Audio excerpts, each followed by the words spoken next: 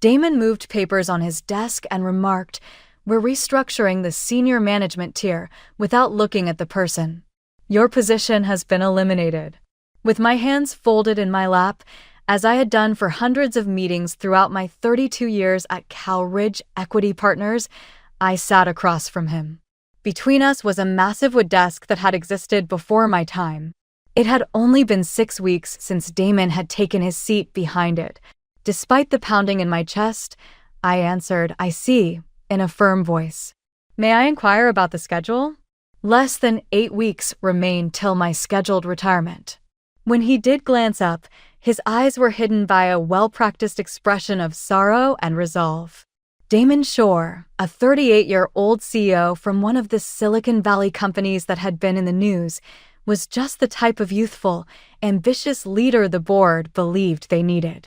"The restructuring timeline is non-negotiable," he stated. "In order to reach our quarterly goals, we must make these adjustments right away. Your departure package will be handled by Human Resources." He looked at his timepiece. "They're waiting for you now." I nodded, getting to my feet with the same poise that I had kept for 30 years through hostile takeovers, market collapses, and innumerable business storms. "I'm grateful for the chance to help Cal-Ridge," I responded, holding out my hand. "I wish you and the firm continued success." Damon was slightly startled by my composure. He quickly shook my hand and started to get his phone. "Security will escort you to clear out your office. Until 15 minutes ago, I was Harriet Vaughn, Senior Vice President of Operations at Cal-Ridge Equity Partners. I am 64 years old, and I have dedicated my career to transforming my company from a local investment office into a reputable financial institution on a global scale." I considered the retirement celebration the staff had been organizing as I walked back to my office, the security man following me clumsily. The emails of congratulations from partners and clients had already begun to come in. I had spent months drafting the transition strategy to guarantee a smooth handoff. It's all pointless now. My 12-year assistant Laura was standing outside my office door, her eyes red. Whispering, "I just heard," she said. "This is outrageous, Harriet." I gave her hand a squeeze. "Laura, it's business. Nothing private." However, I couldn't help but think about Thursday tomorrow and the golf game I'd had for 15 years with our largest investor, Charles Denham, president of Marion Bay Holdings, Jeffrey Williams from Trevanta Corp., and Ella Lehner Blackwood from Zentran Global, as I started to gather my personal belongings under the watchful eye of security. I wondered if Damon knew about those games or what we discussed during them. Probably not. The security guard, Kevin, who I'd personally hired 7 years ago, looked mortified as he followed me to my car with a small box of belongings. 32 years at Cal-Ridge, and all I had to show for it was a box containing a few photos, a potted plant, and a coffee mug my grandson had painted. "I'm sorry about this, Mrs. Vaughn," he said quietly. "It doesn't seem right." "Don't worry about it, Kevin. You're just doing your job." I smiled at him as I placed the box in my trunk. "How's your daughter doing at university?" "Still pursuing engineering." He looked surprised that I remembered. "Yes, ma'am. Made the dean's list last semester." "Wonderful. She'll go far." I closed the trunk and took one last look at the Cal-Ridge building, 15 stories of gleaming glass and steel in downtown Lexington, that hadn't existed when I first joined the company. Back then, we'd operated out of 3 cramped rooms above a pharmacy. As I drove home through the familiar streets of Lexington, I felt oddly calm. The initial shock had worn off, leaving a hollow feeling in my chest that wasn't quite anger and wasn't quite grief. 32 years, and Damon hadn't even bothered to learn what I actually did for the company. My husband Thomas was waiting when I arrived home, alarm evident on his face. "You're home early. What's happened?" "I've been restructured," I said, setting my box down on the kitchen counter. "Effective immediately." "What?" "They can't do that. You've given them your entire career. You're retiring in 2 months." His face flashed with indignation as I explained what had happened. "It's done, Thomas," I said finally. No point getting worked up about it now.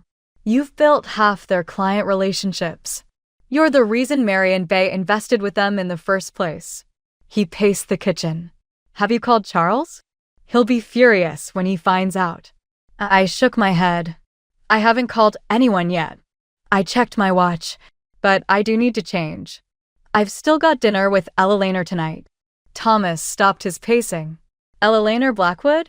From Zentran. I nodded, already heading upstairs to change. Are you going to tell her? I paused on the stairs. I'm not going to hide it, but I'm not going to complain, either. That had always been my approach throughout my career. I didn't raise my voice. I didn't make threats. I simply did my job with integrity and let my work speak for itself. It had served me well for over 3 decades in a male-dominated industry where women of my generation were expected to serve coffee, not manage million-dollar portfolios.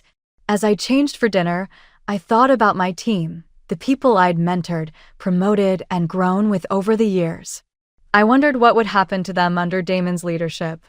I wondered what would happen to the firm. Ella Laner Blackwood was already seated when I arrived at Mercer's, the steakhouse where we'd been having our monthly dinners for nearly a decade. At 68, she remained one of the sharpest minds in investment banking, and under her leadership, Zentran Global had grown into a powerhouse that controlled over $12 billion in assets. Harriet, she said, rising to embrace me. You look troubled. What's happened? I'd intended to ease into the news, perhaps even downplay it, but Ella Laner had always been perceptive. As we settled in and ordered our usual drinks, bourbon for her, gin and tonic for me, I told her about my morning. Cal fired you? She set her glass down with a sharp click. 2 months before your retirement? That's not just poor form, it's idiotic. The new CEO wants to make his mark, I said, keeping my voice neutral. Restructuring is standard practice. There's nothing standard about removing the person who built your investor relationships 2 months before a funding round. She shook her head. Especially not when that person has a standing golf game with Charles Denham. I felt a flicker of surprise. You know about our Thursday games? Everyone knows, Harriet. The 3 of us control nearly $200 million of Calridge's investment capital. She leaned forward, lowering her voice. What they might not know is that Charles was already nervous about this new CEO. He thought Damon was too aggressive, too focused on quick returns rather than sustainable growth. I sipped my drink, saying nothing. Charles called me after your last golf game, Eleanor continued. He asked what I thought about moving some of our investments. He wasn't comfortable with the direction Damon was taking things. This was news to me. Charles had been loyally with Calridge for 18 years. If he was considering moving his funds, the situation was worse than I'd realized. And what did you tell him? I asked. I told him, as long as you were there to keep things grounded, I wasn't worried. She gave me a pointed look. That was last week. The situation has clearly changed. The waiter arrived with our salads, giving me a moment to process this information. I'd known my departure would cause some waves, but I hadn't realized just how precarious Damon's position already was with our key investors. I don't want anyone making decisions based on what happened to me, I said finally. I've had a good career. I was nearly finished anyway. Eleanor studied me over the rim of her glass. Always the professional, Harriet. Always putting the firm first. She set down her drink. But answer me this, do you think Calridge is in good hands under Damon Shore? The question hung between us, heavy with implication. For 32 years, I had been unfailingly loyal to Calridge. I had defended every decision, supported every leader, and put the firm's interests above my own time and again. But now, for the first time, I was on the outside. And from the outside, I could see clearly what I had been too close to notice. No, I said quietly. I don't think it is. I was in my garden the next morning when my phone rang.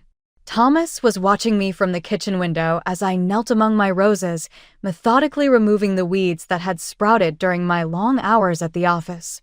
Gardening had always been my therapy, and today I needed it more than ever. The caller ID showed it was Jeffrey Williams from Trevanta Corp., the third member of our regular golf foursome. I brushed soil from my hands before answering.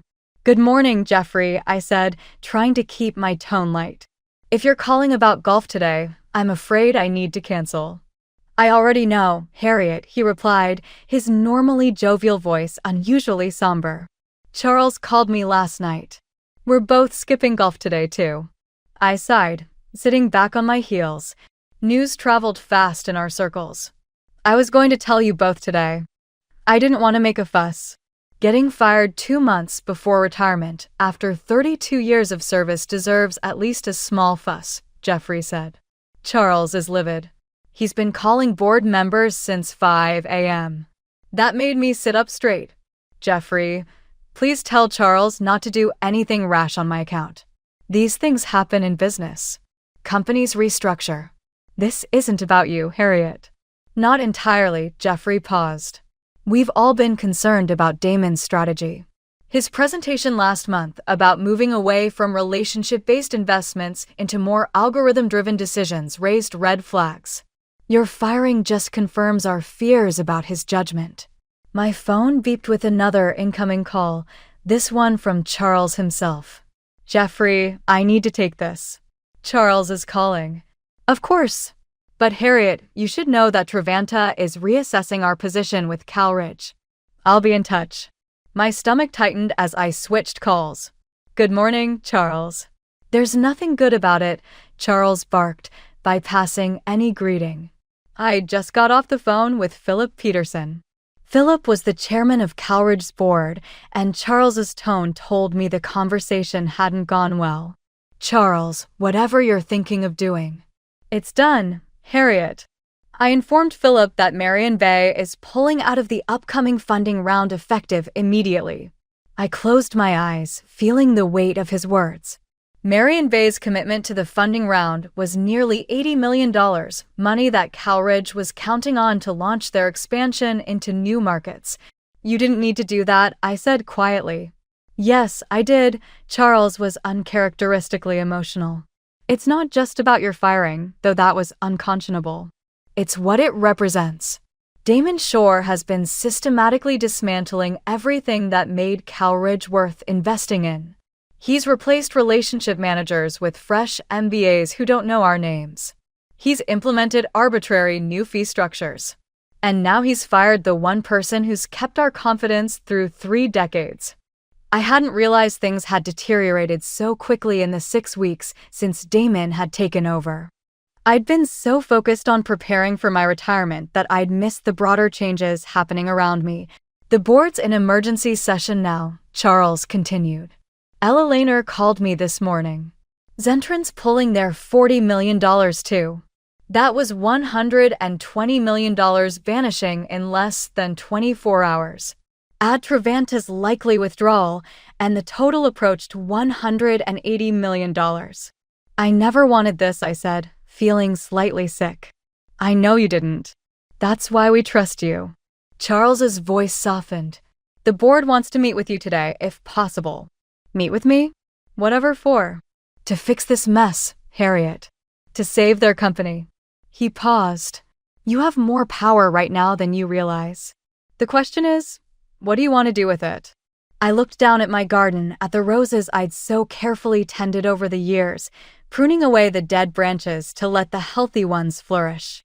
Sometimes cutting back was necessary for growth, but it had to be done with care and understanding. Damon Shore had taken a chainsaw to what required pruning shears. "I'll meet with them," I said finally. "But I make no promises about what comes after." The Calridge boardroom felt different from the other side of the table. For decades, I'd sat alongside management, presenting reports, explaining strategies, and defending decisions. Now I was the outsider, facing a row of anxious faces, the 9 members of Calridge's board of directors. Philip Peterson sat at the center, his normally composed expression strained. To his right was Victoria Coleman, who had hired me 32 years ago. To his left, several newer board members I knew primarily through quarterly meetings. Damon Shaw was conspicuously absent. Thank you for coming on such short notice, Philip began. I want to start by saying that what happened yesterday was not a board-approved decision. We were informed after the fact. I nodded, keeping my expression neutral despite the small flare of vindication I felt. I appreciate that clarification, Philip. How can I help you today? Victoria leaned forward. We're in a crisis, Harriet. Charles Denham has pulled Marion Baugh's entire investment from our upcoming funding round. Ella Blackwood has done the same with Zentran Global. Jeffrey Williams is meeting with Trevant's board this afternoon, but we expect the same result. I've heard, I said simply. In total, we're looking at a shortfall of $180 million, Philip continued. Without that funding, our expansion plans collapse. We'll need to cut departments. Projects will be canceled. People will lose jobs. People already have, I pointed out quietly. An uncomfortable silence fell over the room. We made a mistake, Victoria said finally. We were so focused on bringing in new blood, on modernizing, that we forgot what makes Cowridge work, the relationships that you and others have built over decades. Philip nodded. Damon Shaw has been placed on administrative leave pending review, effective immediately. This surprised me. Moving this quickly against a CEO they'd hired only 6 weeks ago was unprecedented. The situation was even more dire than I'd realized. What exactly do you want from me? I asked. Victoria and Philip exchanged glances. We'd like you to reach out to Charles, Ella and Jeffrey, Philip said, to see if they would reconsider their positions, if certain changes were made at Cowridge. What changes? A reversal of Damon's restructuring, for one, Victoria said. Reinstatement of the senior relationship managers he let go. A formal apology to you, with full benefits through your originally planned retirement date, plus appropriate compensation for the distress caused. I considered this. It was a generous offer. More than generous. But something still felt off. And who would lead Cowridge while you search for a new CEO? I asked. Another uncomfortable silence. We were hoping, Philip said carefully, that you might consider staying on. Not as CEO necessarily, but in an executive role that would reassure our investors during the transition. I sat back, genuinely surprised. I was transitioning out. I was ready to retire. We know, Victoria's voice was gentle, and we would understand completely if you declined. But Harriet, there's no one else our investors trust the way they trust you. I thought about my team, the people who had been left rudderless by Damon's hasty restructuring. I thought about the projects that would collapse without the funding round. I thought about Laura, who had cried when security walked me out. But I also thought about my garden. About the travel plans Thomas and I had made. About the 32 years I had already given to Cowridge. I need time to think, I said finally. And I need to speak with Charles, Ella and Jeffrey first, not as your emissary, but as someone who cares about them and their investments. I need to understand exactly what their concerns are beyond my situation. Of course, Philip said quickly. Take whatever time you need. As I stood to leave, Victoria followed me to the door. For what it's worth, Harriet, I fought against your dismissal when I heard. We all did. But by then it was already done. I studied her face, lined now with age and worry, but still the same woman who had taken a chance on me all those years ago. I believe you, I said. But good intentions don't undo damage once it's done. You all approved hiring Damon. You gave him the authority to make these changes. The consequences of that decision don't disappear with an apology. As I walked out of the Cowridge building for the second time in 24 hours, I realized I felt something I hadn't felt in a long time, free. Charles, Ella and Jeffrey agreed to meet me at my home that evening. It felt strange to host them in my living room rather than on the golf course or in a restaurant, but there was something appropriate about the setting. This was personal now. I don't care what they offered you, Charles said bluntly after I'd explained the board's proposal. I'm not putting another cent into Cowridge with Damon Shore at the helm. They've put him on administrative leave, I reminded him. He's essentially fired. Administrative leave can end, Ella Lehner pointed out. Unless there's a permanent change in leadership, I can't justify recommending Zentran reinvest either. Jeffrey nodded in agreement. The board enabled his decisions. They might do the same with the next CEO they hire. I served coffee as we talked, feeling oddly like a mediator rather than a participant. The board is asking me to stay on in an executive role during the transition, I said, to help rebuild investor confidence. All three looked at me with surprise. Would you consider it? Jeffrey asked. I sighed. I don't know. I was ready to retire. Thomas and I have plans. Plans can be delayed, Charles said, then caught himself. Though you certainly don't owe Calridge anything after how they treated you. It's not about what I owe Calridge, I said slowly. It's about the people who work there. The projects that will collapse without this funding. The clients who depend on our services. Ella Lehner watched me with knowing eyes. You've always put others first, Harriet. But maybe this time, you should put yourself first. What do you mean? She set down her coffee cup deliberately. If you were to consider staying, it should be on your terms. Not as a figurehead to reassure investors while they find another young hotshot to replace Damon, but in a real position of authority. Charles's eyes lit up. Ella Lehner's right. If they want you back, they should make you CEO. CEO? I nearly choked on my coffee. That's not what It's exactly what they need, Jeffrey cut in. Someone who understands that investment isn't just about algorithms and quick profits. Someone who values relationships and long-term growth. Someone like you, Ella Lehner finished. I sat back, genuinely stunned. I'm 64 years old. I was planning to retire. Age brings wisdom, Charles said. Something sorely lacking in their recent decisions. As my three friends continued to build their case, I found myself thinking about what a Calridge under my leadership might look like. The changes I would make. The culture I would restore. The innovations I would keep from Damon's brief tenure while discarding the harmful elements. It was an intoxicating vision. I don't know, I said again, but with less certainty. Ella Lehner reached over and took my hand. Just promise us you won't sell yourself short. Whatever you decide to do, retire as planned, stay on temporarily, or take the helm. Do it because it's what you want, not because you feel obligated. After they left, I found Thomas in his study.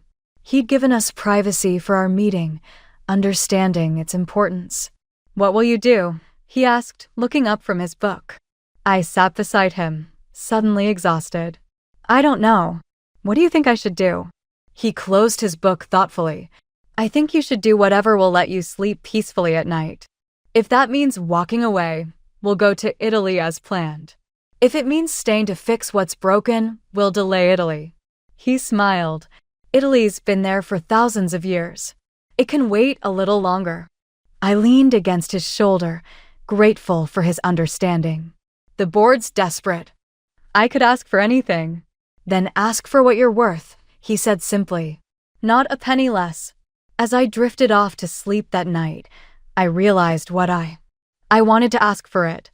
It wasn't just about position or compensation.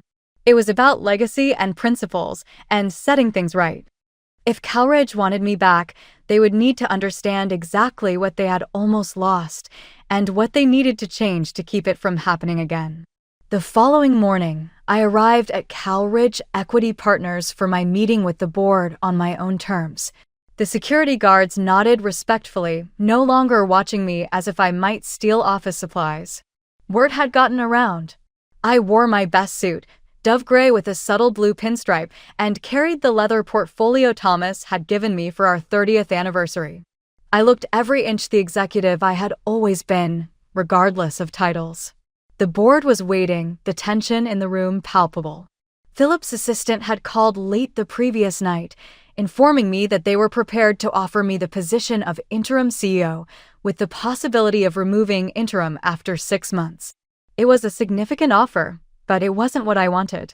Good morning, I said as I took my seat.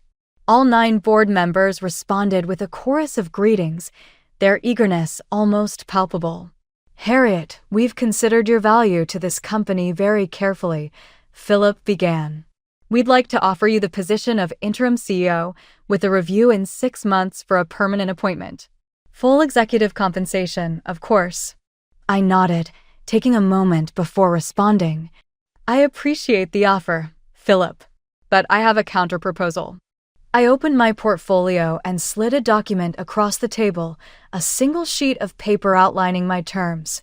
Philip and Victoria leaned forward to read it together, their expressions shifting from hopeful to surprised. You don't want to be CEO? Victoria said, looking up. No, I confirmed. I want to be Chief Relationship Officer, a new C-suite position with full board voting rights and authority over all client-facing operations. And you want this position created permanently in the company charter, Philip added, still reading. Not just for you, but as an ongoing role? Yes. The position would prioritize relationship building and maintenance over short-term profits, a balance to the more aggressive growth strategies. And in return?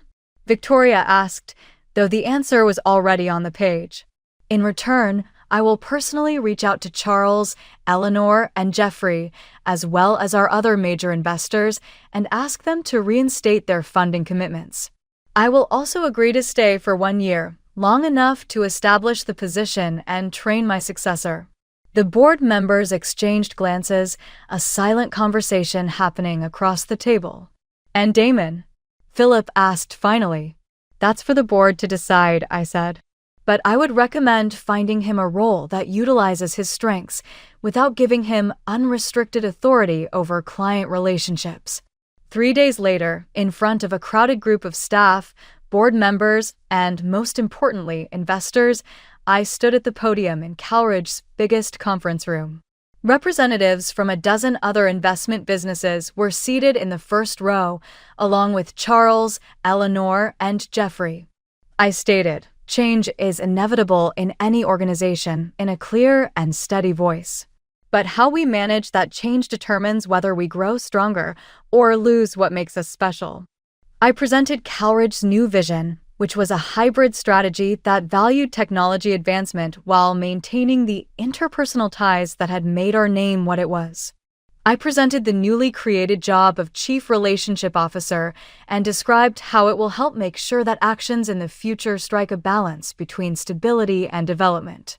To the staff's audible relief, I said, I'm pleased to announce that our funding round has been fully reinstated.